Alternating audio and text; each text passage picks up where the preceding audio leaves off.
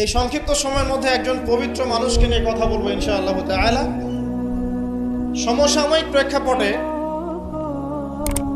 বিশেষ করে শেষ 100 বছরে যখন থেকে অটোম্যান এম্পায়ারদের ডিফিট করা হয়েছে 1921 সালের পর থেকে এই ট্রেন্ডটা খুব বেড়ে গেছে।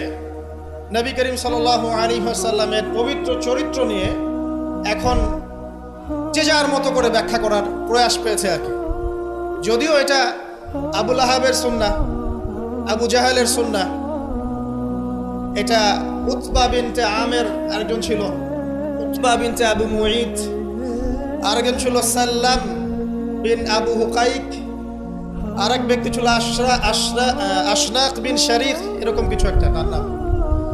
এই সব মানুষরা ছিল আইয়ামে জাহিলিয়াতের মধ্যে। এই মানুষদেরই সুন্নাহ আর কি এখন নতুন করে চালু করা হচ্ছে বিভিন্ন জায়গায়, মুক্ত চিন্তার নামে, বাক স্বাধীনতার নামে, কলম চর্চার নামে, বিভিন্ন নাম দিয়ে আমরা এখন নবী সাল্লাল্লাহু আলাইহি ওয়াসাল্লামের পবিত্র চরিত্র নিয়ে যা ইচ্ছা তাই কথা বলার চেষ্টা করছি বা দুঃসাহস দেখাচ্ছি। তাব্বাত ইয়াদা আবি লাহাব ওয়া তাব কি জন্য নাজিল হয়েছিল? নবী সাল্লাল্লাহু আলাইহি ওয়াসাল্লাম যখন সবাইকে সমবেত করে বলেছিলেন যে আমি যদি বলি তোমাদেরকে এই পাহাড়ের পিছনে শত্রু দল অপেক্ষা করছে, তোমরা কি আমার কথা বিশ্বাস করবে? সবাই বলেছিল যে আমরা তোমাকে আল আমিন বা সত্যবাদী বলে জানি, অবশ্যই তোমার কথা বিশ্বাস করব। তখন তিনি বলেছিলেন কুলু লা ইলাহা ইল্লাল্লাহ তুফলিহুন, তোমরা শুধু বলো লা ইলাহা ইল্লাল্লাহ, আল্লাহ ছাড়া কোনো ইলাহ নেই, তোমরা সফল হয়ে যাবে। এটা আইয়ামে জাহিলিয়াতের কথা। আবু লাহাব তালি দিয়েছিল, হাত দিয়ে তালি দিয়েছিল এবং ঢিল নিক্ষেপ করেছিল, নবী সাল্লাল্লাহু আলাইহি ওয়াসাল্লামকে কষ্ট দিয়েছিল। আল্লাহ পাক সূরা নাজিল করেছেন তাব্বাত ইয়াদা আবি লাহাব ওয়া তাব, ধ্বংস হোক আবু লাহাবের দুই হাত এবং সে নিজেও ধ্বংস হোক। কিয়ামত পর্যন্ত এই পৃথিবীতে যদি একটা মুসলিমও বেঁচে থাকে এবং সে যদি কোরআন পড়তে জানে, সে আবু লাহাবকে এই সূরা পড়ার মধ্য দিয়ে অভিশাপ দিবে ইনশাআল্লাহ তাআলা। এটা নবী সাল্লাল্লাহু আলাইহি ওয়াসাল্লামের শান, তার মর্যাদা। সে শুধু একবার বলেছে হাততালি দিয়ে, এই কথা বলার জন্য আমাদেরকে ডেকেছিলে? এই কথা বলার জন্য আমাদেরকে ডেকেছ? আমরা আমাদের বাপ দাদাদেরকে, তাদের ইলাহকে ত্যাগ করে তোমার এক আল্লাহয় বিশ্বাস করব, এই জন্য ডেকেছ? ঢিল নিক্ষেপ করেছিল, গালি দিয়েছিল। তার আপন চাচা নবী সাল্লাল্লাহু আলাইহি ওয়াসাল্লামের আপন চাচা, আল্লাহ পাক আয়াত নাজিল করলেন আবু লাহাব ধ্বংস হোক এবং সে নিজেও মা আগনা আনহু মালুহু ওয়া মা কাসাব, তার এই সম্পদ এবং সে যা অর্জন করেছে পৃথিবীতে, এগুলো কোনোই কাজে আসবে না। সায়াসলা নারান যাতা লাহাব, শীঘ্রই অচিরেই সে প্রবেশ করবে এমন আগুনে যে আগুন লাল অগ্নিশিখা নির্বাপিত করছে। সাথে ওয়ামরাতুহু, তার স্ত্রীও হাম্মালাতাল হাতাব, যে কিনা কি করত? হাম্মালাতাল হাতাব, খড়কুটা বহন করত, নবী সাল্লাল্লাহু আলাইহি ওয়াসাল্লামের আঙিনায় ফেলত। ফি জিদিহা হাবলুম মিন মাসাদ, তার গলায় থাকবে খেজুর পাকানো রশি, এটা দিয়ে আযাব দেওয়া হবে, নাউযুবিল্লাহ। কিয়ামত পর্যন্ত যত মানুষ বেঁচে থাকবে মুসলিম, যারা কোরআন পড়বে, ছোট হোক বড় হোক, ধনী গরিব, সাদা কালো, যে কোনো জায়গার, যে কোনো জাতির, যে কোনো বর্ণের, যে কোনো রঙের, আবু লাহাবকে সে কিয়ামত পর্যন্ত গালি দিতে থাকবে। এটা আল্লাহ পাকের বিচার। আর পরকালে তো তার জন্য যন্ত্রণাদায়ক শাস্তি অপেক্ষা করছে। আরেকজন ব্যক্তি ছিল যার নাম উতাইবা, এ আবু লাহাবেরই ছেলে। একদিন নবী সাল্লাল্লাহু আলাইহি ওয়াসাল্লামকে সে গিয়ে বলছে ওয়ান নাজমি ইযা হাওয়া, এই সূরার এই প্রথম দিকের আয়াতগুলো আমি বিশ্বাস করি না। এক পর্যায়ে নবী সাল্লাল্লাহু আলাইহি ওয়াসাল্লামের সাথে বাকবিতণ্ডা করতে লাগলো। আমাদের নবীজি তো তর্ক করতেন না, স্বল্পভাষী, মিষ্টিভাষী, নরম মানুষ ছিলেন, তর্ক করতেন না, নিজে কাউকে কখনো একটা থাপ্পড়ও দেননি, এমন মানুষ ছিলেন। তো সেই মানুষটাকে সে মুখে থুতু নিক্ষেপ করেছিল, তবে এই থুতুটা তার মুখ পর্যন্ত পৌঁছে নাই, আল্লাহ পাক পৌঁছাতে দেননি। আরো কষ্ট দেওয়ার জন্য তার জামা টানা হেঁচড়া করছিল। আর রাহিকুল মাখতুম বইয়ের মধ্যেই আছে, পড়ে দেখবেন। আল্লামা সফিউর রহমান মোবারকপুরি রাহিমাহুল্লাহ রচিত আর রাহিকুল মাখতুম, যেটা 1187টা বা 85টা বইয়ের মধ্যে ফার্স্ট প্রাইজ পেয়েছে, প্রথম স্থান অধিকার করেছে এই বই। এখানেই লেখা আছে তো নবী সাল্লাল্লাহু আলাইহি ওয়াসাল্লাম কষ্ট পেয়েছিলেন। কষ্টে তখন তিনি বলেছেন আল্লাহর কাছে, ওই মুহূর্তে বলেছেন, আল্লাহ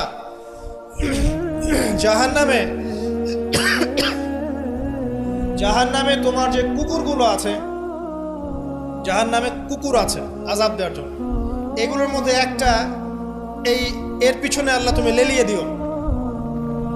এটা বদদুয়া করেছেন নবী সাল্লাল্লাহু আলাইহি ওয়াসাল্লাম। আমাদের কিছু সুশীল আছে, তারা বলতে চায় যে নবী সাল্লাল্লাহু আলাইহি ওয়াসাল্লাম কখনো কটু ভাষা ব্যবহার করতেন না, কখনোই না। প্রয়োজন বোধে নবী সাল্লাল্লাহু আলাইহি ওয়াসাল্লাম বদদুয়াও করেছেন। প্রয়োজন বোধে নবী সাল্লাল্লাহু আলাইহি ওয়াসাল্লাম টানা 1.5-2 মাস ধরে বদদুয়া করেছেন। কোথায়? রাজির ঘটনা। রাজি একটা ঝর্ণার নাম বা একটা কূপের নাম, এক একজন এক একভাবে ব্যাখ্যা করে। এখানে 10 জন সাহাবীকে চোরাগুপ্তা হামলা চালিয়ে হত্যা করা হয়। একদল লোক এসে বলেছিল, আপনার সাহাবীদের মধ্যে এমন কিছু সাহাবীকে পাঠান যাদেরকে আমাদের কওমে নিয়ে গেলে ইসলাম শেখা যাবে, মুআল্লিম। নবী সাল্লাল্লাহু আলাইহি ওয়াসাল্লাম 10 জন সাহাবীকে পাঠিয়েছিলেন। এই 10 জনকে ট্র্যাপে ফেলে, এখন যেমন মুসলিমদেরকে ট্র্যাপে ফেলে হত্যা করা হয়, ট্র্যাপে ফেলে 10 জনকে হত্যা করা হয়। 3 জন ভাগ্যবশত বেঁচে যান, পাহাড়ের উপরে আশ্রয় নেন। তাদেরকে বলে, তোমরা নেমে আসো, তোমাদেরকে ছেড়ে দিব। তারা তীরের আঘাতে ক্ষতবিক্ষত ছিলেন। তারা মনে করলেন হয়তোবা তার অঙ্গীকার রক্ষা করবে, নেমে আসলেন। নামার সাথে সাথেই তাদেরকে বেঁধে ফেললো, মক্কায় বিক্রি করে দিল। তাদের মধ্যে একজনের নাম খুবাইব রাদিয়াল্লাহু আনহু। খুবাইব রাদিয়াল্লাহু আনহু, যার নাম আমাদের যুব সমাজ জানে না। আমাদের যুব সমাজ শাহরুখ খানের নাম জানে, খুবাইব রাদিয়াল্লাহু আনহুর নাম জানেন। যাকে মক্কার সবার সামনে, একটা গাছের নিচে মক্কার সবার সামনে শুলদণ্ড দিয়ে হত্যা করা হলো। শুলদণ্ড মানে পিছনের রাস্তা দিয়ে কিছু একটা লোহার দণ্ড প্রবেশ করিয়ে মাথা দিয়ে বের করে দেওয়া। এই দণ্ড দিয়ে তাকে হত্যা করা হয়েছে। হত্যা করার আগে তাকে বলা হয়েছে, তুমি কি চাও? সে বলেছে, আমি 2 রাকাত নামাজ পড়তে চাই। এবং নামাজটাকে সংক্ষিপ্ত করেছে। সংক্ষিপ্ত করে সে হাত তুলে আল্লাহর কাছে দোয়া করেছিল, আল্লাহ উপস্থিত যারা আছে এদের একটাকেও তুমি ছেড়ো না। ওয়াকতুলহুম বাতাদা, তাদের সবাইকে তুমি সবগুলাকে এক জায়গায় করে হত্যা করো। দেখা গেছে ওই সবার লাশ বদরের কূপে পড়েছিল। বদরের পরেও যে যুদ্ধগুলো হয়েছে এগুলোতে এরা মারা গেছে। বদরের পরে যে যুদ্ধগুলো হয়েছে এর পরে এগুলো মারা গেছে। আসলে ঘটনাটা বদরের পরেই সম্ভবত। যাই হোক, আমি যেটা বলতে চাচ্ছি, খুবাইব রাদিয়াল্লাহু আনহুকে তখন অপশন দেওয়া হয়েছিল যে তোমার জায়গায় যদি মুহাম্মদ সাল্লাল্লাহু আলাইহি ওয়াসাল্লামকে হত্যা করি, তুমি কি নিষ্কৃতি নিবে? সে তখন বলেছিল রাদিয়াল্লাহু আনহু যে আমার জায়গায় মুহাম্মদ সাল্লাল্লাহু আলাইহি ওয়াসাল্লামের একটা চুলকেও যদি আঘাতপ্রাপ্ত করা হয় আমি সেটাও বরদাস্ত করব না। এবং তিনি তখন একটা কবিতা আবৃত্তি করেছিলেন। বিভিন্ন কিতাবের মধ্যে কবিতাটা আছে, ওয়ালাস্তু বালি হিনা উক্তালু মুসলিমান, আমি কোনো পরোয়াই করি না যখন আমাকে মুসলিম হিসেবে মৃত্যু দেওয়া হচ্ছে। আলাই জাম মিন কানিল্লাহি মাসওয়াই, যে পাশেই আমাকে পাশ ফেরানো হোক না কেন, এই পাশ আল্লাহর জন্যই। যালিকা লিলাহ ওয়া ইয়াশা, তিনি এমন একজন ইলাহ যিনি চাইলে ইউবারিক আলা ফি কুল্লি শিলইন মুমাজ্জাআত, তিনি আমার দেহের প্রত্যেকটা হাড় এবং গোশতের টুকরায় বারাকা দিতে পারেন। তাকে এভাবে শহীদ করা হয়। এই 10 জনকে ট্র্যাপে ফেলে হত্যা করা হয়েছিল। খুবাইব রাদিয়াল্লাহু আনহু তাদের মধ্যে একজন। খেয়াল করে দেখেন, নবী সাল্লাল্লাহু আলাইহি ওয়াসাল্লাম এই ঘটনার পরে 1 থেকে 1.5 মাস তিনি টানা বদদুয়া করেছেন এই কওমকে যেন আল্লাহ পাক ধ্বংস করেন।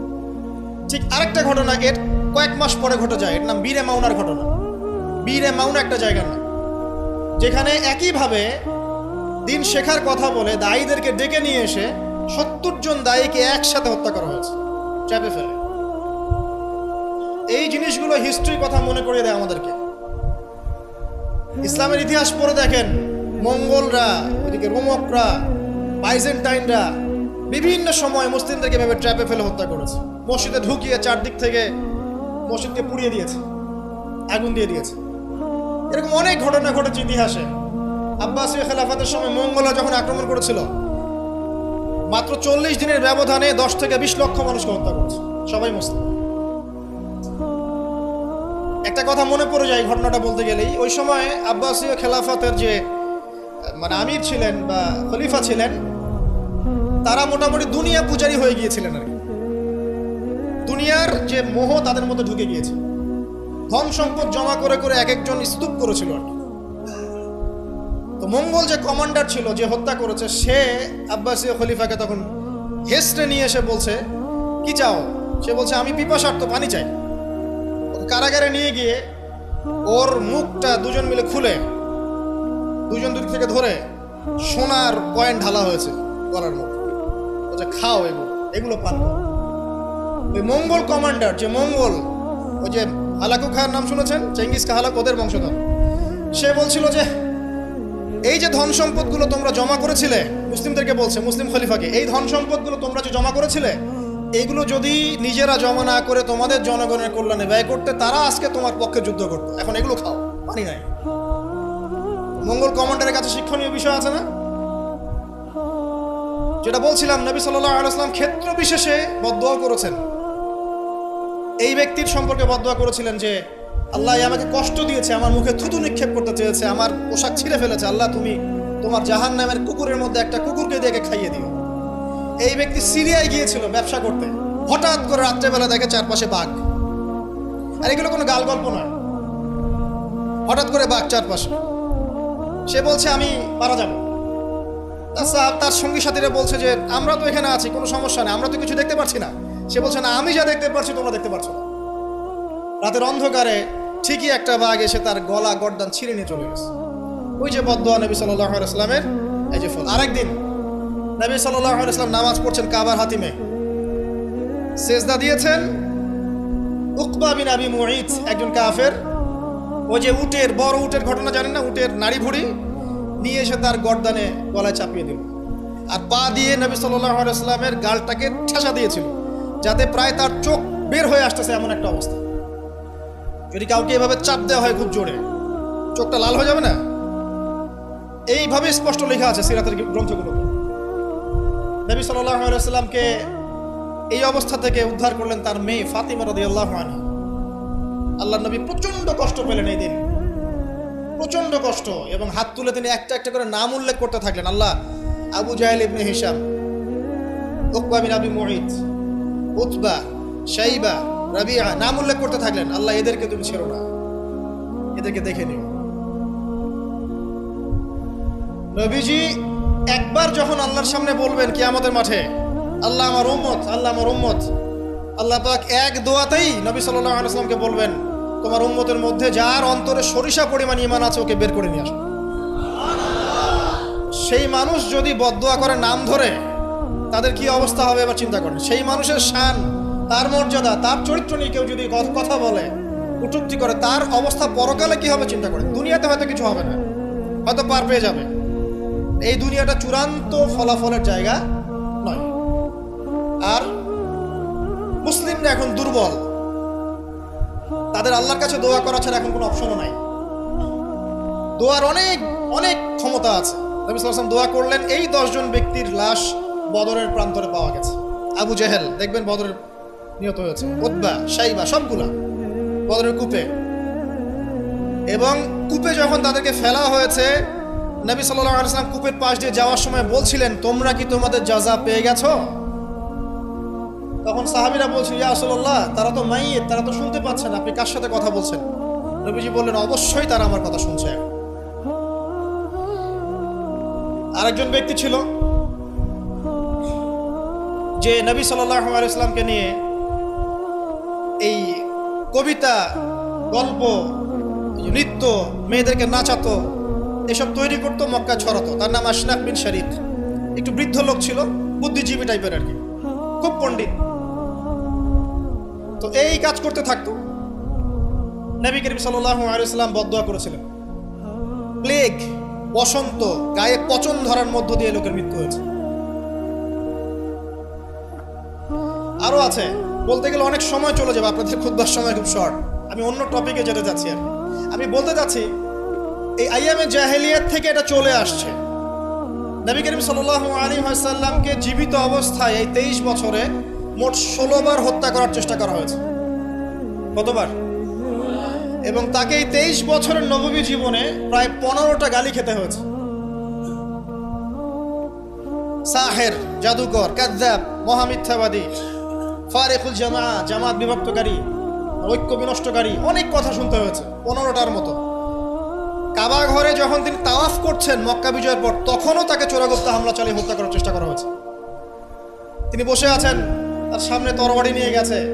আল্লাহ ওহীর মাধ্যমে জানিয়ে দিয়েছেন, তিনি বলেছেন, তরবারি কি জন্য এনেছো? আমাকে হত্যা করার জন্য। সাথে সাথে সে মুসলিম হয়েছে। ইহুদিরা ডেকেছে, এই যে বনু নাজির গোত্র, যাদের ঘটনা সূরা হাশরের মধ্যে বর্ণিত আছে। সূরা হাশরের পিছনে দেখবেন বনু নাজিরের ঘটনা আছে। বনু নাজির এরা ডেকেছে নবী সাল্লাল্লাহু আলাইহি ওয়াসাল্লামকে, চুক্তি নিয়ে আমরা কথা বলবো, আমরা শান্তি নিয়ে কথা বলবো, এই জন্য ডেকেছে। নবী করিম সাল্লাল্লাহু আলাইহি ওয়াসাল্লাম আবু বকর ওমর রাদিয়াল্লাহু আনহুকে নিয়ে গিয়েছেন, দেয়ালের পাশে বসেছেন, উপর থেকে পাথর ফেলে হত্যা করার চেষ্টা করা হচ্ছে। আল্লাহ পাক জানিয়ে দিয়েছেন, তিনি সেখান থেকে চলে গেছেন। প্রায় 16 বার, আমার ছোট্ট গবেষণা, সিরাতের বইগুলো পড়ে দেখেন, প্রায় 16 বার তাকে হত্যা করার চেষ্টা করা হচ্ছে। তাকে জীবিত অবস্থায় প্রায় 15টা গালি খেতে হয়েছে। কিন্তু প্রত্যেকটা বিষয়ের রিফ্লেকশন একই রকম ছিল না। মাক্কি জীবনে নবী সাল্লাল্লাহু আলাইহি ওয়াসাল্লাম প্রচন্ড সবর এবং ধৈর্যের পরিচয় দিয়েছে। দোয়া করেছেন, বদদোয়া করেছেন, হেদায়েতের দোয়া করেছেন। কিন্তু মাদানী জীবনে যখন নবী করিম সাল্লাল্লাহু আলাইহি ওয়াসাল্লাম যখন একটা স্টেটের প্রধান, রাষ্ট্রপ্রধান, তার কাছে ইকোনমিক পাওয়ার, পলিটিক্যাল পাওয়ার, সামরিক পাওয়ার সবকিছু আছে, একটা সুপার পাওয়ারের মতো, ঠিক তখন তিনি এই অপবাদগুলো সহ্য করেন নাই। একজন ব্যক্তির নাম কাব বিন আশরাফ, নবী করিম সাল্লাল্লাহু আলাইহি ওয়াসাল্লাম সাহাবীদেরকে বলেছেন, ওকে মেরে চলে আসো। সাহাবীগণ এই মিশনটা বাস্তবায়ন করেছেন। পরে আরেকজন ছিলেন সাল্লাম বিল হুকাইন, আর এক ইহুদি নেতা। নবীজি একদিন বলেন, আমাকে কষ্ট দিয়েছে, কে আছো আমার মনে শান্তি দিতে পারো? 3জন সাহাবী চলে গেলেন। খায়বারের দুর্গের মধ্যে ঢুকেই তার কেসাস করা হয়েছে। সবসময় রিফ্লেকশন একই রকম ছিল না। মক্কা বিজয়ের পরে, মক্কা বিজয়ের দিন তিনি সবাইকে ক্ষমা করে দিয়েছেন আমভাবে, শুধু কয়েক শ্রেণীর মানুষ বাদ দিয়ে। যার মধ্যে এক শ্রেণী হচ্ছে যারা নবী করিম সাল্লাল্লাহু আলাইহি ওয়াসাল্লামকে সারা জীবন বিভিন্নভাবে কথা, গান, লেখা, নর্তকী বিভিন্নভাবে তাকে কষ্ট দিত। ইবনু খাতাল নামে একজন ব্যক্তি ছিল, সে কাবা ঘরের গেলাফ ধরে ঝুলেছিল। ওই অবস্থায় আলী রাদিয়াল্লাহু আনহু তাকে হত্যা করেছে। আমি আপনাদেরকে বলছি না যে এটা সলিউশন, আমি এটা বলছি না আপনাদেরকে। আমি আপনাদেরকে বলতে চাচ্ছি, জীবিত অবস্থাতেই নবী সাল্লাল্লাহু আলাইহি ওয়াসাল্লামকে প্রায় 15টা গালি খেতে হয়েছে, তাকে 16 বার হত্যা করার চেষ্টা করা হয়েছে। কিন্তু সবসময় তার রিফ্লেকশন একই রকম ছিল না, প্রতিক্রিয়া একই রকম ছিল। যখন মাক্কি যুগ, মুসলিমদের অবস্থা দুর্বল, মুসলিমদের হাতে কোনো রকম ক্ষমতা নেই, আলাদা রাষ্ট্র নেই, কোনো ইকোনমিক বেস নাই, আমরা সেখানে অনেকটাই দুর্বল, বেশ দুর্বল। বরং সেখান থেকে হিজরত করে চলে যেতে হয়েছে মদিনায়, তাই নয় কি? সেক্ষেত্রে ওই জায়গায় নবী করিম সাল্লাল্লাহু আলাইহি ওয়াসাল্লাম কোনো রকম সামরিক এগ্রেশন নেন নাই, কোনো রকম সামরিক বা আঘাতের বদলে আঘাত, এই টাইপের কোনো কনক্লুশনে তিনি যাননি। সবর করেছেন, বদদোয়া করেছেন। ঠিক যেমন আমি বললাম, আমাদের করণীয় এখন এটাই, সবর করতে হবে, আপনাকে বদদোয়া করতে হবে, আপনি নিজের রাসূলের আদর্শের উপর থেকে দেখাবেন, ইত্যাদি ইত্যাদি। এখন আপনার সেই ক্ষমতা নাই, সিম্পল। এখন আপনি এরকম কোনো ইনিশিয়েটিভ নিতে যাবেন না। এই অবস্থায় আপনি এরকম কোনো ইনিশিয়েটিভ নিতে যাবেন না যেমনটা নবীজি মদিনায় নিয়েছিলেন। তাহলে মুসলিমরা উল্টা ক্ষতির মধ্যে পড়তে পারে, বরং জমিন মুসলিমদের জন্য আরো সংকুচিত হয়ে আসতে পারে। কিন্তু মদিনার যুগে নবী সাল্লাল্লাহু আলাইহি ওয়াসাল্লামের যখন সেরকম ক্ষমতা ছিল, তখন তিনি অ্যাকশন অন্যরকম নিয়েছেন। যদি কখনো এই জমিনে আল্লাহ পাক ইসলামকে আবার সেই জায়গায় নিয়ে যান, তখন সেই অ্যাকশন নেওয়া হবে। চোরের যে হাত কাটে, চুরি করলে হাত কেটে দেওয়া হয়, এটা কি আপনি এই ধরনের কোনো সিচুয়েশনে বাস্তবায়ন করতে পারবেন? পারবেন না, সিম্পল, বিকজ এটা ইসলামিক স্টেট নয়। যদি কোনো জায়গায় আল্লাহ পাক এই পৃথিবীর কোনো জায়গায় ভবিষ্যতে কোথাও এরকম কোন স্টেট কায়েম করেন, আল্লাহ চাইলে করতে পারেন, আল্লাহ চাইলে পারেন, যেটা এখন মোটামুটি বলতে গেলে সারা বিশ্বে কোথাও নাই। যেখানে যেখানে আছে একটু আইওয়াস, এটা আইওয়াস, আমার কাছে এটা আইওয়াস। কারণ চোরের হাত কেটে যদি আমি ইহুদিদের সাথে বন্ধুত্ব করি, তাহলে এটা কতটুকু ইসলামিক রাষ্ট্র হলো সেটা আল্লাহ ভালো জানে। কথা বুঝতে পারছেন? চোরের হাত কাটলাম ঠিকই, কিন্তু আমি এদিকে আমার ইকোনমিক সেকশনে, সামরিক সেকশনে সব ইহুদি খ্রিস্টানদের সাথে আমি বন্ধুত্ব করে রেখেছি, এটা কতটুকু ইসলামিক স্টেট আল্লাহ ভালো জানে। যাই হোক, ওদেরকে নিয়ে মাথা ব্যথা নাই। বিষয়টা হচ্ছে যদি কখনো আল্লাহ পাক এমন কোনো জায়গা দেন মুসলিমদেরকে ভবিষ্যতে, তখন চোরের হাত ঠিকই কাটা হবে, তখন ব্যভিচারের শাস্তি ঠিকই দেওয়া হবে, জেনার জন্য বেত্রাঘাত করা হবে, ইত্যাদি ইত্যাদি। কিন্তু সেটা তো আপনি এখন করতে পারবেন না। তাই এখন কোনো আত্মঘাতী অবস্থায় যাবেন না, এটা সবচেয়ে বড় কথা। আমার আগে সবচেয়ে প্রথম নসিহত, নবী করিম সাল্লাল্লাহু আলাইহি ওয়াসাল্লামকে নিয়ে অনেক কথাবার্তা হচ্ছে, চারপাশে হবে, এমন কোনো আত্মঘাতী পদক্ষেপ নেবেন না যাতে ইসলাম আরো সংকুচিত হয়, মুসলিমদের অবস্থা আরো খারাপ হবে। এখন কি করবেন সেটা আমি আগে বলছি। প্রথম কথা হচ্ছে, এখন আপনাকে আমাকে নিজেকে আগে নবী সাল্লাল্লাহু আলাইহি ওয়াসাল্লামের সুন্নতের উপর দাঁড়াতে হবে। আমি প্রতিদিন ক্লিন শেভ করি, আর নবী সাল্লাল্লাহু আলাইহি ওয়াসাল্লামকে কেউ কটূক্তি করেছে, তাকে নিয়ে আমার মাথা ব্যথার শেষ নাই। আগে নিজের গালে দাড়ি নিয়ে আসো তুমি। আমি 5 ওয়াক্ত সালাতই আদায় করি না, ইসলামকে নিয়ে কেউ যদি ব্যঙ্গ করে, আমি এমন শোডাউন শুরু করি যাতে মনে হয় আমি একমাত্র পাক্কা মুসলিম, আর কেউ মুসলিমই না। আগে নামাজ পড়েন 5 ওয়াক্ত, নবীর সুন্নাহগুলো নিজের উপর আগে ইমপ্লিমেন্ট করেন, নিজের উপর আগে বাস্তবায়ন করেন। সবার আগে এটা কাজ আমাদের। দ্বিতীয় কাজ কি? নিজের পরিবারের মধ্যে ইসলামের নবী সাল্লাল্লাহু আলাইহি ওয়াসাল্লামের যে সুন্নাহগুলো আছে এটা বাস্তবায়ন করা। এখানে তো কেউ আপনাকে চাপ প্রয়োগ করছে না। আপনি চাইলে আপনার পরিবারটাকে ইসলামিক পরিবার হিসেবে গড়ে তুলতে পারেন। এটা আপনার প্রথম দায়িত্ব, প্রথম দিকের কাজ। নবীর সুন্নাহর উপর থেকে মানুষকেও সুন্নাহর দিকে ডাকা, এটা কাজ। নবীর আদর্শে নিজে আগে এস্টাবলিশ হয়ে দেখানো যে এটাই নবীর সুন্নাহ। আজকে আমাদেরকে দেখলে অনেক সময় মানুষ বাজে মন্তব্য করে, মুসলিমরা যে মাপে কম দিচ্ছে, মুসলিমরা মজুদ করছে, মুসলিমরা সুদ খাচ্ছে, মুসলিমরা ঘুষ নিচ্ছে, মুসলিমরা দুর্নীতি করছে, মুসলিমদের দিকে আঙ্গুল তুলছে সবাই। এই জিনিসগুলো কি নবীর আদর্শ? আমরা তো নিজেরাই নবী করিম সাল্লাল্লাহু আলাইহি ওয়াসাল্লামের আদর্শের উপর অ্যাপ্রোপ্রিয়েটলি থাকতে পারছি না, তাহলে আমরা কি সত্যিকার অর্থেই আদর্শ উম্মাহ হতে পেরেছি? আমাদের প্রথম কাজ আগে এইটা, আগে নিজের উপর এটা ইমপ্লিমেন্ট করব। দেখবেন এভাবে যখন আমরা প্রত্যেকেই নবীর সুন্নাহ মেনে চলবো, জীবনে, পারিবারিক জীবনে, ইবাদতে, অর্থনীতিতে, সমাজে, চলাফেরায়, মুআমালাতে, দেখবেন ইনশাআল্লাহ তাআলা আস্তে আস্তে আস্তে আস্তে দেখবেন পরিবেশ পরিস্থিতি সব পরিবর্তন হবে। তাই প্রথম নসিহত, অনেকেই কিছু উগ্রপন্থী কমেন্ট করে থাকেন ফেসবুকে, এইটা ওইটা, এগুলো তো যাবেন না প্রিয় ভাইয়েরা। এগুলো আমাদের দিনের জন্য উল্টা ক্ষতি ডেকে আনবে। এবং যারা ইচ্ছাকৃতভাবে মুসলিমদেরকে উস্কায়, তারা চায় যে মুসলিমরা এমন কোনো কাজ করুক যাতে তারা মুসলিমদেরকে ডমিনেট করার কোনো সুযোগ খুঁজে পায়। আত্মঘাতী কোনো পদক্ষেপে যাবেন না, এটা আমার প্রথম নসিহত। এবার আসেন, আমরা কয়েকটা পয়েন্টে দেখাবো নবী সাল্লাল্লাহু আলাইহি ওয়াসাল্লাম আসলে কেমন চরিত্রের মানুষ ছিলেন, কি করেছেন, এবং দিন শেষে তিনি কি পেয়েছেন, আমাদেরকে কি দিয়ে গেছেন, এবং আমাদের বেসিক্যালি তার জীবনে নিয়ে কি কি কাজ করা দরকার। আমি জাস্ট এতটুকু কথা বলে আজকে খুব শেষ করব। আমি একটা পয়েন্ট দিয়ে শুরু করছি। 1 নাম্বার দেখেন, নবী করিম সাল্লাল্লাহু আলাইহি ওয়াসাল্লাম যে সমাজে ছিলেন, আইয়ামে জাহিলিয়াত বলি না আমরা, কেন বলি? কারণ সেখানে জাহেলি কাজ হতো। এই তো জাহেলি কাজ মানে অজ্ঞতাপূর্ণ কাজ, মূর্খতাপূর্ণ কাজ। তাহলে জাহেলকে যে জাহিলিয়াতের কাজ করে সেই জাহেল, আলেমকে যে ইলম অনুযায়ী আমল করে সে আলেম, একইভাবে জাহেল সে যে জাহিলিয়াতের কাজ করে। আইয়ামে জাহিলিয়াতে নবী সাল্লাল্লাহু আলাইহি ওয়াসাল্লাম যখন নবী হচ্ছেন, বা নবী হওয়ার আগে পরের সময়টা আপনি একটু সিরাত ঘাটাঘাটি করে দেখেন, দেখবেন ওখানে মেইন সমস্যা ছিল শিরক, আল্লাহ পাকের একত্ববাদের সাথে শিরকের মিশ্রণ 1 নাম্বার। 2 নাম্বার ছিল রিবা, সুদ। সমাজের ইকোনমি পুরো সুদ ভিত্তিক ছিল। 3 নাম্বার দেখবেন মাদক, খামার, খালি মাদকের ছড়াছড়ি। 4 নাম্বার দেখবেন এই যে নারী জাতির ফিতনা, নারীর অবমাননা, নারীকে মোটেই মূল্যায়ন করা হতো না। তবে এতটুকু বলে নেই, ওই যুগেও নারীদের পোশাকটা শালীন ছিল এই যুগের চাইতে। ওই যুগেও নারীদের পোশাকটা শালীন ছিল এই যুগের চাইতে, কিন্তু ওদেরকে অধিকার দেওয়া হতো না, বৈবাহিক অর্থনৈতিক অধিকার দেওয়া হতো। জেনা ছিল বেশি, ব্যভিচার ছিল বেশি, জুয়া এগুলো বেশি ছিল, এবং গোত্রীয় হানাহানি, দ্বন্দ্ব সংঘাত বেশি ছিল। এখন আপনি একটু ঠান্ডা মাথা চিন্তা করেন যে এই প্রত্যেকটা প্রবলেমস এখনকার বিশ্বে নাই, ওই জাহিলি যুগের চেয়ে বেশি আছে না কম আছে? এখন তাহলে কোন যুগটাকে আমরা আইয়ামে জাহিলিয়াত বলবো? ওই যুগটাই কি শুধু আইয়ামে জাহিলিয়াত, নাকি আবার জাহিলিয়াত ফিরে এসেছে? প্রতিটা জায়গায় আপনি ঘেটে দেখেন শিরকের ছড়াছড়ি আছে, ইভেন মুসলিমদের মধ্যেও আছে, মুসলিমদের ভিতরেও শিরক আছে। প্রতিটা ডিপার্টমেন্ট ঘাটেন রিবা আর রিবা, সুদ ছাড়া আমরা চলতে পারি না।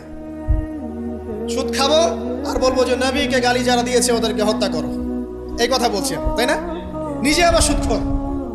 তুমি নিজেই তো আল্লাহ এবং তার রাসূলের সাথে যুদ্ধ করছো। আল্লাহ পাক কি বলেছেন? যে ব্যক্তি সুদ ছাড়ছে না সে কার সাথে যুদ্ধ করছে? আল্লাহ এবং তার রাসূলের সাথে যুদ্ধ করছে। তাহলে কোন মুখ নিয়ে আমি কথা বলতে পারি যখন আমি নিজেই রিবা খাই? পরিবর্তনটা কোথায় দরকার ভাই? নিজেদের আগে না? আচ্ছা, এখন দেখেন সারা ওয়ার্ল্ড রিবা কেন্দ্র। আমি এটা নিয়ে এখন ব্যাখ্যা করতে যাচ্ছি না। এরপরে মাদক, আপনারাই ভালো জানেন যে প্রত্যেকটা যুব সমাজের এই যে সেক্টর, স্কুল লেভেলের বাচ্চারা পর্যন্ত এখন ভয়াবহ সব মাদক সেবন করছে। এগুলো নামও শুনিনি আমরা কখনো। মাদকদ্রব্য নিয়ন্ত্রণ অধিদপ্তর তাদের যত কাজ করছে, ক্লান্ত হয়ে যাচ্ছে, তাও মাদক থামাতে পারছে না। প্রশাসনের লোকজন মাদকের পিছনে রেড দিতে দিতে, মিশন চালাতে চালাতে ক্লান্ত হয়ে যাচ্ছে। একটাকে ডিফেন্ড করছে, আরেকটা নতুন মাদক আসছে। দেখবেন এগুলো কি পরিকল্পিত না? একটা যুব সমাজকে ধ্বংস করার জন্য। দেখেন ওই জাহেলিয়াত এখন নাই। নারীর যে ফিতনা, অবমাননা, এটা কি আগের চেয়ে বেড়েছে না কমেছে? এই সংক্ষিপ্ত সময় আমি ব্যাখ্যা করতে যাচ্ছি না, আপনারা ভালো জানেন বেড়েছে না কমেছে। মেয়েদের পোশাক, এখন মেয়েদের পোশাক আছে না ছেলেদের পোশাক? পোশাক পরেও মেয়েরা নগ্ন থাকছে না?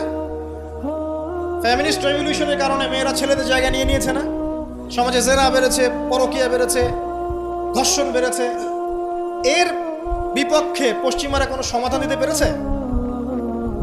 নবী সাল্লাল্লাহু আলাইহি ওয়াসাল্লামের বহু বিবাহ নিয়ে যারা কথা বলে, তাদের দেশে 91% মেয়ে ধর্ষণের, 91% যে রেপ হয়, 100% রেপের মধ্যে 91% মহিলা, এবং যাদের বয়স 20 বছরের কম, 18 বছরের কম, 18 বছরের কম প্রায় 46% সম্ভবত আমি দেখলাম মেয়ে রেপের শিকার হয়েছে। ওই সভ্যতায় যারা আমাদেরকে শিখায় যে ইসলামে বহুবিবাহ কেন নবী সাল্লাল্লাহু আলাইহি ওয়াসাল্লাম এতগুলো বিয়ে করেছেন, তারা শিখায়। বাদ দেন, ওইদিকে আমি যাচ্ছি না। মূল কথা বলছি যে এই জাহেলিয়াতের সমাজটাকে নবী সাল্লাল্লাহু আলাইহি ওয়াসাল্লাম পরিবর্তন করেছিলেন কিনা? কত বছরের মধ্যে? মাত্র 23। আমাকে একটা সমাজবিজ্ঞানী দেখান, একটা রাজনৈতিক নেতা দেখান, একটা অর্থনীতিবিদ দেখান, একটা দার্শনিক দেখান, একজন মহামানব দেখান, একটা লিডার দেখান, যে মাত্র 23 বছরের ব্যবধানে পুরো আইয়ামে জাহিলিয়াতকে এমনভাবে পরিবর্তন করেছেন যে মক্কা বিজয়ের পরে না মক্কায় কোনো শিরক আছে, না কোনো সুদ আছে, না কোনো মাদক আছে, না কোনো নারীর হেনস্থা অবমাননা আছে, না বেপর্দা অশ্লীলতা আছে, না জেনা আছে, না ব্যভিচার আছে, না গোত্রীয় হানাহানি দ্বন্দ্ব আছে।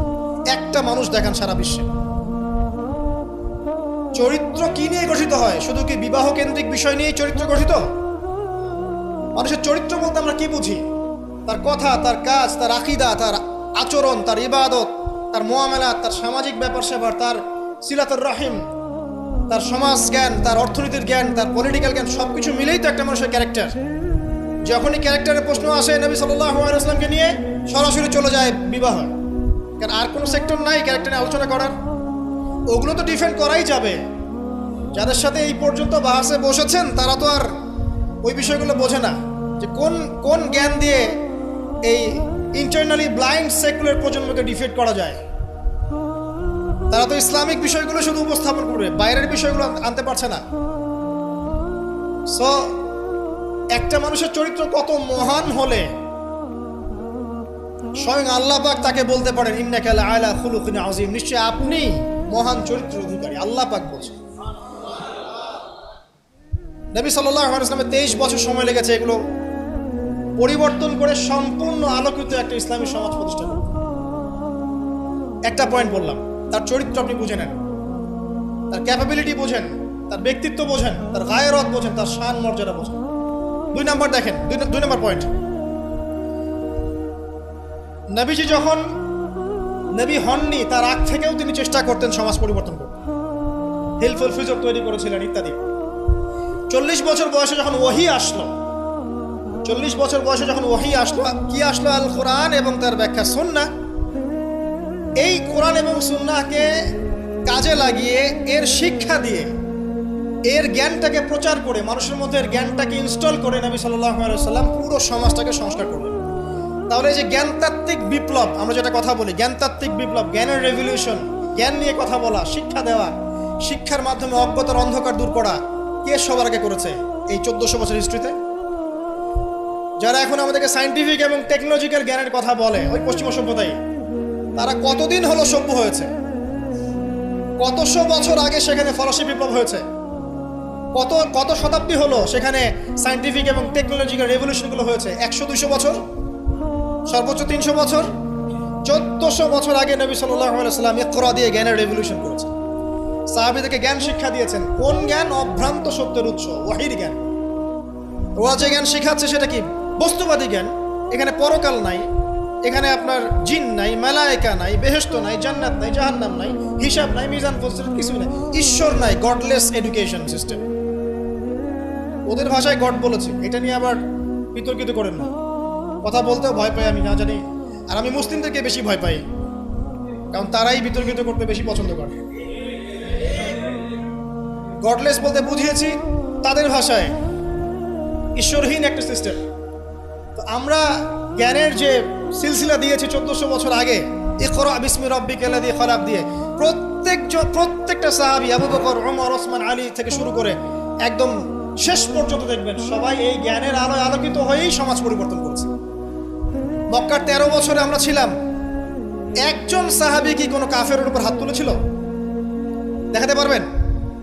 কোন কাফেরকে একজন সাহাবী হত্যা করেছে বা আঘাত করেছে বা থাপ্পড় দিয়েছে? বরং আপনি দেখবেন শত শত কাফের তারা মুসলিমদেরকে আঘাত করেছে, নির্মম নির্যাতন করেছে। বেলাল রাদিয়াল্লাহু আনহুকে শুয়ে পাথর বিছিয়েছে, চাবুক মেরেছে, গা পুড়িয়ে দিয়েছে, কত কি করেছে। আবিসিনিয়ায় চলে যেতে হয়েছে, তায়েফে গিয়ে নবী সাল্লাল্লাহু আলাইহি ওয়াসাল্লামকে নিজের মার খেয়ে আসতে হয়েছে। এই যে 13 বছর সহনশীলতার পরিচয় দিয়েছেন এই শিক্ষায় শিক্ষিত মানুষরা, তারা কি উগ্র ছিলেন? তারা সন্ত্রাসী ছিলেন? তাদেরকে কি তরবারির জোরে ইসলাম কবুল করানো হয়েছে? এই 13 বছর যে সাহাবীরা ইসলাম কবুল করেছেন তারাই তো পরে বদরের যুদ্ধ করেছে, পরে উহুদে গিয়েছেন, পরে খন্দক খায়বারে গিয়েছেন। এই যে বেসিকটা তৈরি করেছি আমরা মক্কার 13 বছরে, এই 13 বছরটা কি উগ্রতা দিয়ে প্রদর্শন করা হয়েছিল? কোন রকমের আগ্রাসী মনোভাব প্রচার করা হয়েছে? কিচ্ছু করা হয়নি। শুধু জ্ঞানতাত্ত্বিক সলিউশন দেওয়া, জ্ঞান শিক্ষা দেওয়া হয়েছে, কোরআন শিক্ষা দেওয়া হয়েছে, হাদিস শিক্ষা দেওয়া হয়েছে। এই শিক্ষার মধ্য দিয়ে যখন ভিতরটা পরিবর্তন হয়েছে, তখন মানুষ আল্লাহর কাছে আত্মসমর্পণ করেছে। এই ছিল আমাদের মক্কার 13 বছর। তাহলে যে জ্ঞানের কথা বলি আমরা, যে মানুষটার কাছে কোরআনের মতো কিতাব আসে, এক বাক্যে আপনি আমাকে বলেন কোরআনের একটা আয়াতকে কেউ মিথ্যা প্রমাণ করতে পারবে? কোরআন কারীমের মধ্যে যাররা পরিমাণ কি মিথ্যা আছে বা অমানবিক কোনো বিষয় আছে? মানুষ ভুলভাবে সেটাকে উপস্থাপন করে, কিন্তু যদি সঠিকভাবে উপস্থাপন করতে পারে বা সৎসাহস থাকে, পশ্চিমকালেও কোরআনে আপনি যাররা পরিমাণ ফল্ট পাবেন না। যালিকাল কিতাব লা রাইবা ফি, কোনো সন্দেহ নাই। এখন বলেন, এত পবিত্র একটা কিতাব একজন পবিত্র মহাপবিত্র সত্তার কাছ থেকে এসেছে, আর একজন জিবরাইল আলাইহিস সালাম ফেরেশতাদের লিডার, তিনি এটা বহন করে এনেছেন। এখন যে মানুষটার উপরে এটা নাজিল করা হচ্ছে, তিনি কত পবিত্র চরিত্রের অধিকারী, এখন আপনি চিন্তা করেন। যদি তার চরিত্রের মধ্যে যাররা পরিমাণ অপবিত্রতা থাকতো, তাহলে কোরআন কি তার উপর নাজিল হতো? বুঝতে পারছেন? মনে করেন আমাদের চরিত্রে কি অসংখ্য অপবিত্রতা আছে না? আমার উপরে কি আল্লাহর নূর, আল্লাহর এই যে কিতাব, ওহী, এগুলো অবতীর্ণ হওয়ার সুযোগ আছে কোনো? নাই। আল্লাহ পাক পবিত্র মানুষদেরকে বাছাই করেন। আল্লাহ রাব্বুল আলামিন সবচেয়ে পবিত্র মানুষকে বাছাই করেছিলেন মহাপবিত্র কিতাব দেওয়ার জন্য। এটাই তো যথেষ্ট তার চরিত্র ব্যাখ্যা করার জন্য। আর কি প্রয়োজন? যার কাছে কোরআন নাজিল হতে পারে, তার চরিত্র নিয়ে কথা বলার কোনো অবকাশই নাই। তিনি যে কাজই করেছেন, যখন যে কথাই বলেছেন, যে ইনিশিয়েটিভ নিয়েছেন, প্রত্যেকটাই আল্লাহর হুকুমেই নিয়েছেন, এর হুকুমের বাইরে কিছু করেন। শুধু তাই নয়, তার শত্রুরা পর্যন্ত মক্কায় কখনো বলতে পারেনি তিনি মিথ্যাবাদী, তিনি মাপে কম দেন, তিনি ওয়াদা খেলাফ করেন, তিনি অমুক, তিনি তমুক। তার শত্রুরা পর্যন্ত এটা বলতে পারেনি। বরং তার শত্রুরা বলেছিল এভাবে যে তোমাকে আমরা অবিশ্বাস করি না, বরং তুমি যে কোরআনের কথা বলছো এটাকে আমরা অস্বীকার করছি। এটা 2 নম্বর পয়েন্ট। জ্ঞানের রেভলিউশন আমরা দিয়েছি, নবী সাল্লাল্লাহু আলাইহি ওয়াসাল্লাম দিয়েছেন। আর এই জ্ঞান না থাকলে আপনি তো শূন্য। আমরা ঠিকই তো আছি জ্ঞানের উপরে। আর একটা বিষয় সবার কান খুলে শুনে রাখা উচিত, পবিত্র কোরআন এবং সহিহ সুন্নাহ বা নবী সাল্লাল্লাহু আলাইহি ওয়াসাল্লামের সুন্নাহর মধ্যে এমন কোনো বিষয় নাই যেটা ব্যাখ্যা করা হয়নি। এটা মানতে যদি আপনার আপত্তি থাকে, আমরা আপনার সাথে লড়াই করব না, আমরা আপনার সাথে ঝগড়া করব না, বিবাদ করব না, আপনাকে আঘাতও করব না। কিন্তু আপনাকে বিনয়ের সাথে বলবো, আপনি আরো 10 বার স্টাডি করেন, আপনি আরো 10 বার স্টাডি করেন, কোরআন এবং সুন্নাহকে আরো 10 বার স্টাডি করেন। আপনি খুঁজে পাবেন ইনশাআল্লাহ কোরআন এবং সুন্নাহর মধ্যে কোনো রকমের ভুল ত্রুটি, মানবতা বিরোধী কিচ্ছু নেই। আল্লাহ পাক আমাদের সবাইকে বোঝার তৌফিক দান করুন। এগুলো রাখেন তো ভাই, এই বুদ্ধি দিচ্ছে, আপনি রাখেন, এটা রাখেন।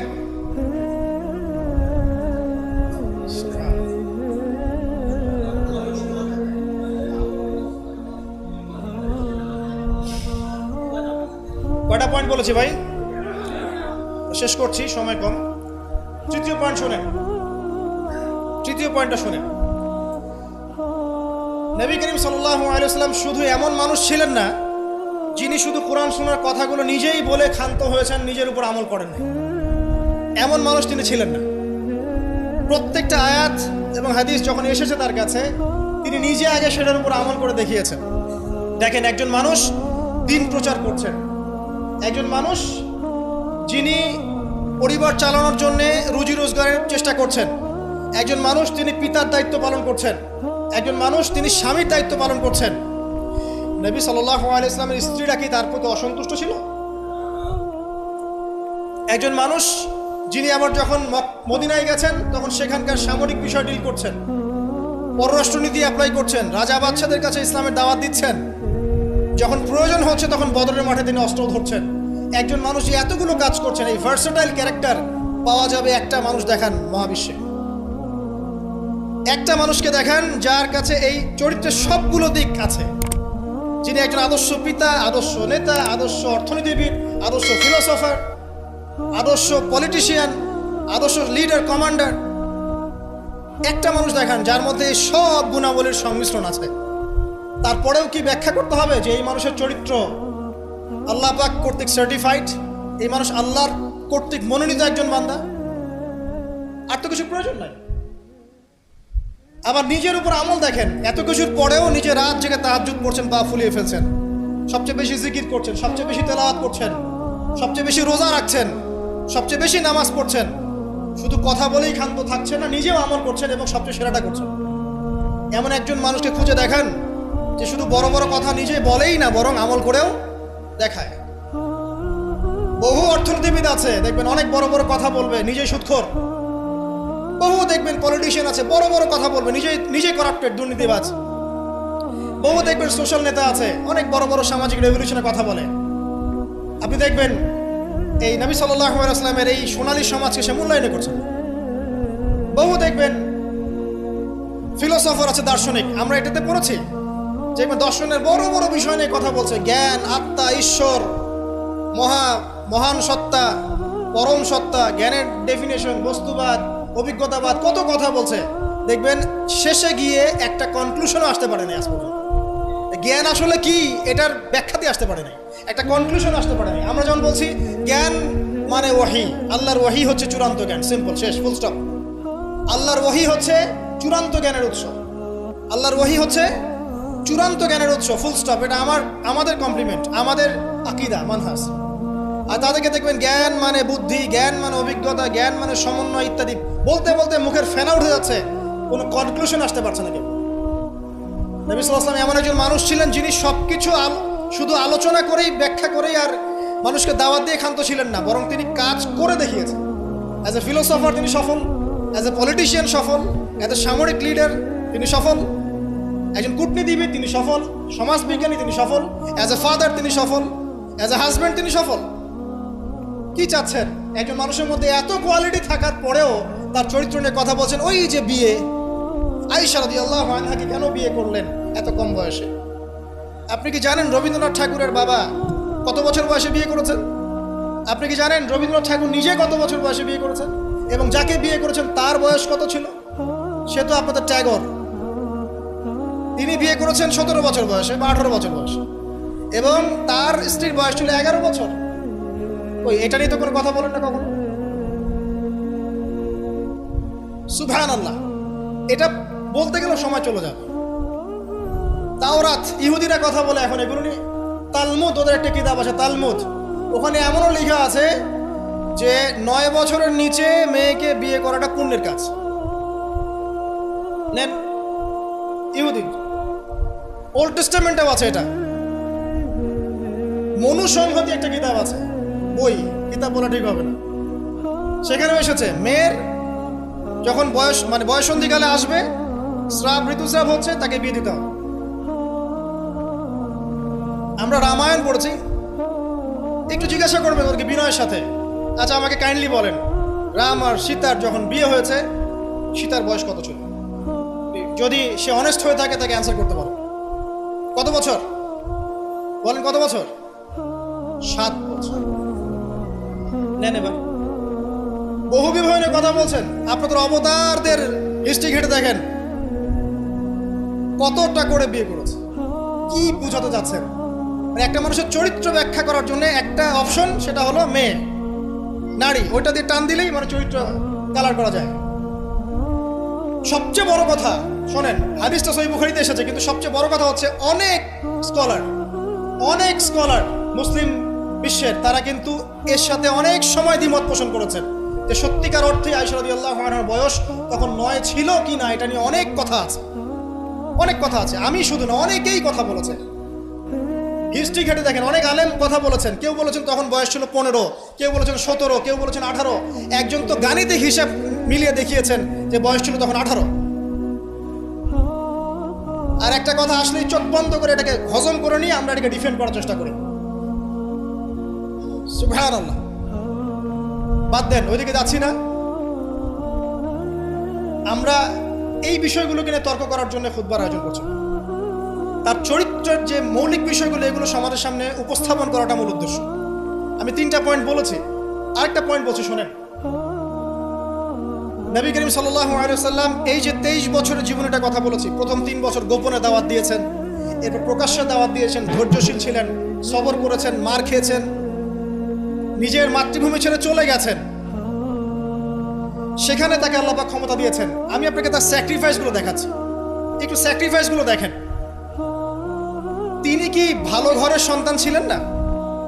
তার কি টাকা পয়সার অভাব ছিল? তার স্ত্রী খাদিজা রাদিয়াল্লাহু আনহা, যাকে তিনি 40 বছরের একজন নারীকে তিনি বিয়ে করেছেন, এই জায়গায় কিন্তু তাদের কোনো কথা নাই, আছে? যখন তার বয়স মাত্র 25 বছর, কোন 25 বছরের যুবক 40 বছরের নারীকে বিয়ে করতে চাইবে? এবং তিনি যতদিন জীবিত ছিলেন ততদিন তিনি আরো স্ত্রী গ্রহণ করেন নাই। বাদ দেন, তার কিন্তু টাকা পয়সা, আধিপত্য, প্রতিপত্তি, বংশের এগুলোর গৌরবের অভাব ছিল না। তারপরেও তার স্যাক্রিফাইসগুলো দেখেন। তিনি মার খাচ্ছেন, তার দাঁত শহীদ হচ্ছে, তার রক্ত ঝরছে, তায়েফে তার রক্ত দিয়ে জুতা আটকে গেছে, তাকে গালি খেতে হচ্ছে, তাকে হত্যা চেষ্টা সহ্য করতে হচ্ছে, আত্মীয় স্বজন তাকে ছেড়ে চলে যাচ্ছে, তাকে অর্থনৈতিক বয়কট করা হচ্ছে, গাছের ছাল পাতা খেয়ে শিয়ারে আবু তালেবে 3 বছর তিনি সময় কাটাচ্ছেন, নিজের মাতৃভূমি ছেড়ে চলে যেতে হচ্ছে, কষ্ট, যুদ্ধ করতে হচ্ছে, না খেয়ে থাকতে হচ্ছে, খন্দকের যুদ্ধে নিজের এই পেটের মধ্যে পাথর বেঁধে থাকতে হচ্ছে, পরপর 3 দিন তার ঘরে চুলা জ্বলছে না, তার ঘরে খাবার নাই, এই খেজুরের রস খেয়ে তিনি জীবনযাপন করছেন, তার স্ত্রীদের ঘরেও খাবার নাই। একজন মুসাফির এসেছে, খাবার চাচ্ছে, তিনি বলছেন দেখো আমার স্ত্রীদের ঘরে খাবার আছে কিনা। প্রত্যেকটা স্ত্রীর ঘর সার্চ করে একটা খাবার পাওয়া গেল। স্যাক্রিফাইস করছেন, ঘুম নাই, বিনীত রজনী যাপন করছেন। এই যে শারীরিক কষ্ট, মানসিক কষ্ট, অর্থনৈতিক কষ্ট, দেশ ত্যাগ করা, এই যে কঠিন সবর, সংগ্রাম, মুজাহাদা, তার স্বার্থটা কি আমাকে বল? তার কি স্বার্থ? এখানে নবী সাল্লাল্লাহু আলাইহি ওয়াসাল্লামের ব্যক্তি স্বার্থটা কোথায়? তাকে তো আল্লাহ পাক মাকামে মাহমুদ দিয়েছেন, জান্নাতের সর্বোচ্চ মাকাম আল্লাহ পাক তাকে দিয়েছেন। ইন্না আতাইনাকাল কাউসার, তোমাকে আমি কাউসার দিয়েছি, সম্মান দিয়েছে, মর্যাদা দিয়েছে। আলাম ইয়াজিদকা ইয়াতীমান ফাআওয়া ওয়া ওয়াজাদাকা দাল্লান ফাহাদা ওয়া ওয়াজাদাকা আইলান ফাগনা। আছে না সূরা?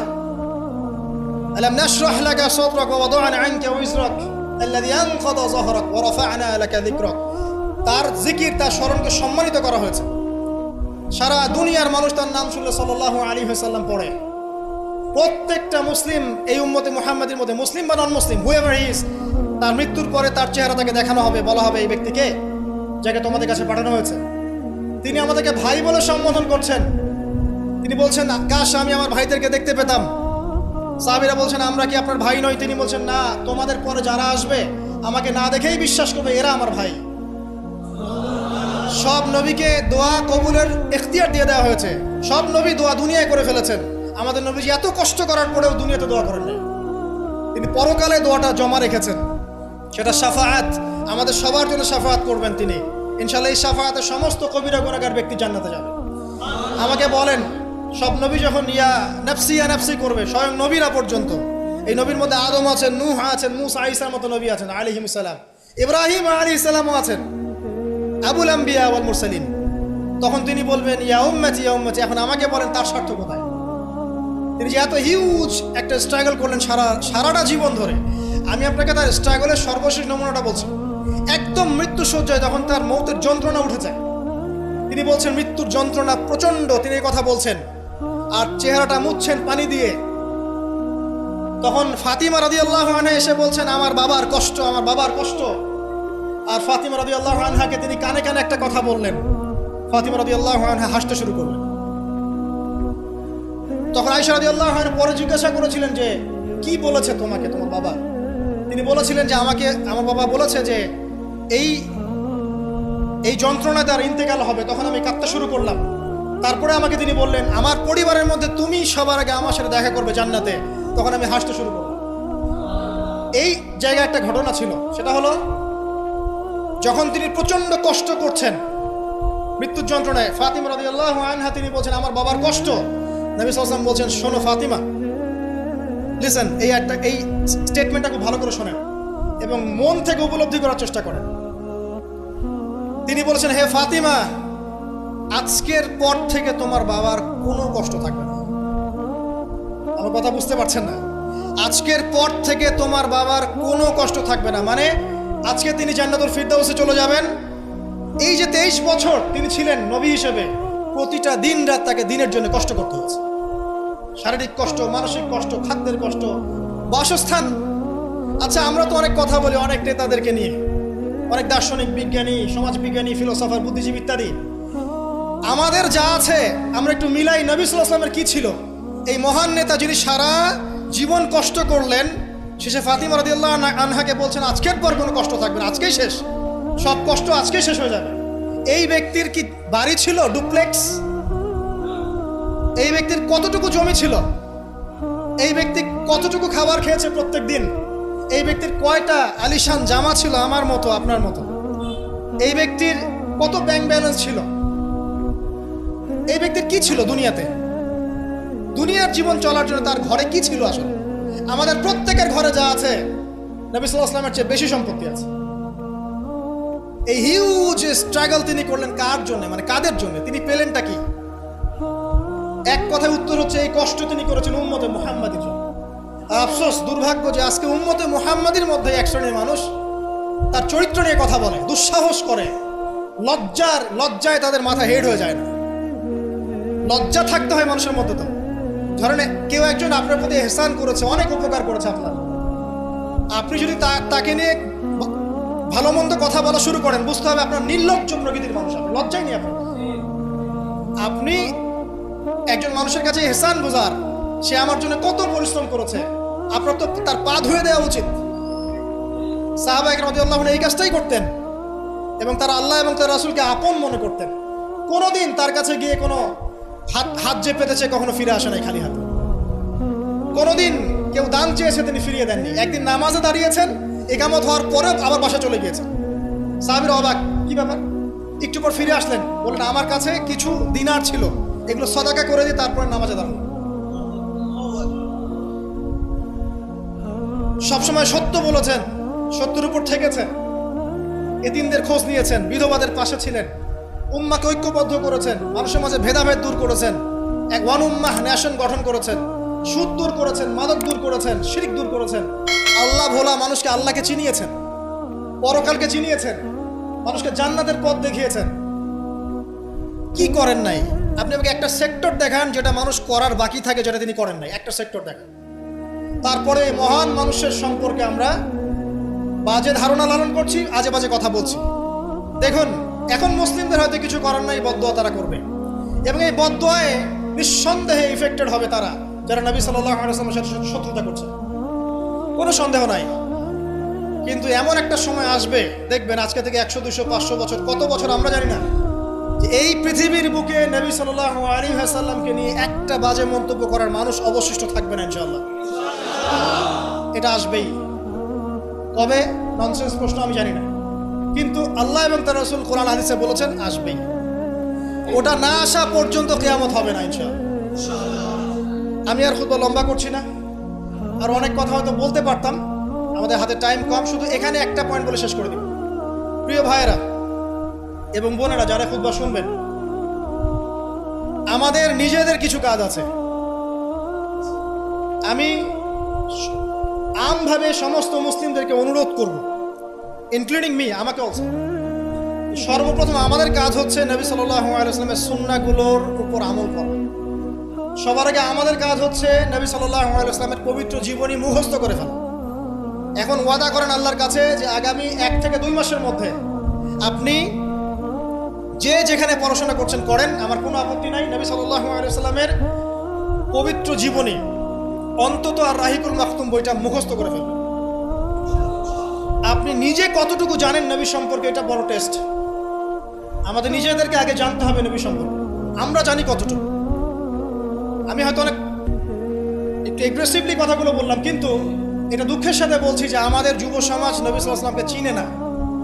তারা জানে না তার নাম কি, তার বংশ কি, তার শৈশব কেমন করে কেটেছে, তার স্ত্রী কতজন, তাদের নাম কি, তিনি মক্কায় কখন কি করেছেন, মদিনায় কি করেছেন, কখন হিজরত করেছেন, তার হাদিসগুলো কি কি, তার 100টা হাদিস তারা কখনো পড়ে দেখে নাই, 10টা হাদিস তারা আরবি সহ বলতে পারে না, তার উপর নাজিলকৃত আল কোরআন পড়ে দেখছে না, পড়া শিখছেও না। দেখেন, এরকম ধ্বজভঙ্গ উম্মাহ দিয়ে কখনো ইসলামের রেভলিউশন সম্ভব না। যত বড় বড় কথা বলেন না কেন, যতদিন যাবে জমিন আরো সংকীর্ণ হতে থাকবে। যতক্ষণ পর্যন্ত না আমরা আমাদের অবস্থা পরিবর্তন করব, ততক্ষণ পর্যন্ত আমাদের অবস্থার উন্নতি আল্লাহ পাক দিবেন না। ইন্নাল্লাহা লা ইউগাইয়িরু বিকাওমিন হাত্তা ইউগাইয়িরু মা বিআনফুসিহিম। আল্লাহ পাক কোনো কওমের অবস্থা ততক্ষণ পরিবর্তন করেন না যতক্ষণ তারা নিজেরা তাদের অবস্থা পরিবর্তনের চেষ্টা না করে। অতএব প্রথম কাজ আমাদেরকে আমাদের নবী সম্পর্কে জানতে হবে। আপনার প্রতিবাদের ভাষা হবে জ্ঞানের মধ্য দিয়ে।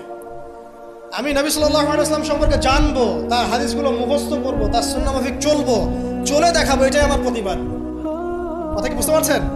এটাই হবে আমার প্রতিবাদ, যে আমি নবী সম্পর্কে জানবো, তার সিরাত ছোটস্থ মুখস্থ করে ফেলবো, নবীজির জীবনী সম্পর্কে জানবো, তার সম্পর্কে যে বাজে কথাগুলো বলা হয় এগুলোর কাউন্টার জবাব দেওয়ার জ্ঞান আমার থাকবে। আমি তার হাদিসের উপর আমল করব, মানুষকে দাওয়া দিব, এটাই হবে আমার প্রতিবাদ। প্রতিবাদের অনেক ভাষা থাকে, শুধু উচ্চবাচ্য করলেই প্রতিবাদ হয় না। নিজেদেরকে আগে আমাদেরকে তার আদর্শের উপর এস্টাবলিশ হতে হবে, তখন গিয়ে ওই হাদিসের ওই আয়াতের উপর আমল হবে। লাকাদ কানা লাকুম ফি রাসূলিল্লাহি উসওয়াতুন হাসানাহ। এবং এই উসওয়াতুল হাসানা আমরা জীবনের সব ক্ষেত্রে বাস্তবায়নের চেষ্টা করবো ইনশাআল্লাহ। প্রিয় ভাইরা, রাসূলের সিরাত পড়ুন, সিরাত মুখস্থ করুন, নবী সাল্লাল্লাহু আলাইহি ওয়াসাল্লামের হাদিসগুলো মুখস্থ করুন, পড়ুন। কোরআন অবশ্যই পড়া শিখুন, কোরআনের দাওয়াত মানুষকে দিন। উগ্র পন্থায় যাবেন না, একই সাথে শৈথিল্যতাবাদীও হবেন না, মধ্যম পন্থায় থাকেন, ইসলামের দিকে মানুষকে ডাকতে থাকেন। রাতারাতি কোনো ফলাফল পাওয়া যায় না, আস্তে আস্তে আস্তে আস্তে দেখবেন ফলাফল আসবে। নিজেদের সন্তানদেরকে কোরআন শেখান, হাদিস শেখান, নবীর আদর্শ শেখান, মসজিদ মাদ্রাসাগুলো গড়ে তোলেন, আবাদ করেন, সিলেবাসে পরিবর্তন আনেন, আধুনিকতা নিয়ে আসেন। যে জ্ঞান অর্জন করলে তারা দুনিয়া আখিরাত দুটি অর্জন করতে পারবে, এই জ্ঞানে তাদেরকে শিক্ষিত করেন। এবং ইলমের সাথে, প্রজ্ঞার সাথে, নূর বসিরার সাথে, মাউইজাতুল হাসানা, এগুলো দিয়ে আপনি ইসলামের দুশমনদের মোকাবেলা করেন। আল্লাহ পাক আমাদের সবাইকে নবী সাল্লাল্লাহু আলাইহি ওয়াসাল্লামের আদর্শে আদর্শবান হওয়ার তৌফিক এনায়েত করুন, আমিন।